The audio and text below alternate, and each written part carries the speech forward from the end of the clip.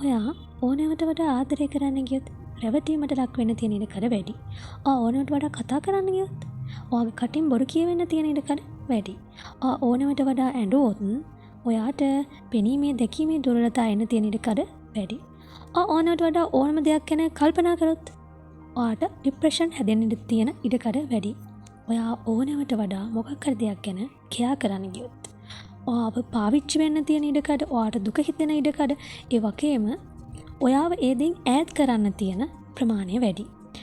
ඕනෑමට වඩා කවුරු හරි විශ්වාස කරන්න ගියොත් කවදම හරි දවසක කලකිරීම තියෙන ඇති වෙන්න තියෙන ඉඩකඩ වැඩි.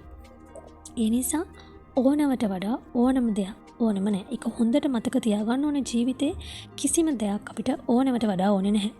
එහෙනම් ඕනම දෙයකට ඔයා කන්ට්‍රෝලබල් ලිමිට් එකක් හදාගන්න ඕනේ ඔයා තුළින්ම. ඉතින් මම තවත් ලස්සන මේ වගේ වීඩියෝ එකක් අරගෙන එන්න. එතකන් ඔයාලට සුබ දවසක්.